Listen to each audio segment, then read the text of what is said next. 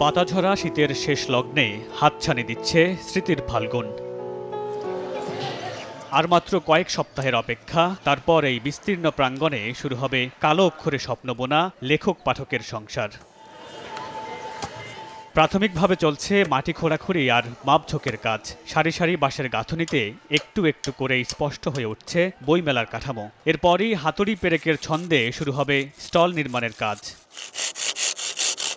যাদের হাতের স্পর্শে একটু একটু করে গড়ে উঠছে বইমেলা, মজুরির বিনিময়ে কাজ করলেও তাদেরও স্পর্শ করেছে প্রাণের মেলার আবেদন।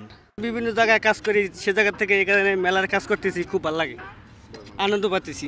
এখন আমাদের এই যে বাদাবাদির কাজ চলতেছে, বাঁশ গাড়ার কাজ চলতেছে। 4 ভাগের 1 ভাগ হয়েছে মোটে, আরো তো পুরো মাঠ বাকি আছে। পুরনো ছক ভেঙে এবার বইমেলা হবে নতুন আঙ্গিকে। জুলাই অভ্যুত্থানের চেতনা ধারণ করে গড়ে উঠবে লেখক, পাঠক আর প্রকাশকের মেলবন্ধন। স্টল পরিধি আর প্যাভিলন নিয়ে প্রকাশকদের মাঝে অসন্তুষ্টি থাকলেও মেলা পরিচালনা কমিটির সদস্য সচিব বলছেন, অভ্যুত্থানের চেতনা মাথায় রেখে সকল সিদ্ধান্ত নিয়েছেন মেলা কমিটি। বইমেলা করার জন্য একটা কমিটি আছে এবং সেখানে 33 জন সদস্য, সবাই মিলে কিন্তু এই সিদ্ধান্তটি গ্রহণ করেছে। একটা নতুন পরিস্থিতিতে মানুষের চোখে মুখে যখন একটা নতুন বাংলাদেশের স্বপ্ন, তখন আমরা একটা ভালো বইমেলা করতে চাই, উৎকৃষ্ট বইমেলা করতে চাই, যে বইমেলাটা নতুন স্বপ্ন দেখাবে।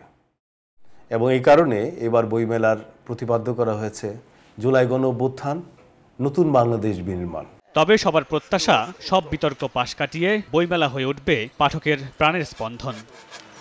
ভাষার সংগ্রাম থেকে শুরু করে স্বাধীনতার সংগ্রাম বুকে ধারণ করে একটু একটু করে প্রস্তুত হচ্ছে বাঙালি চেতনার ধারক বইমেলা প্রাঙ্গণ। তবে যাদেরকে ঘিরে এত আয়োজন, এবার সেই পাঠকের প্রস্তুতির পালা। মামুনুর রশীদ পনেল, সময় সংবাদ, ঢাকা।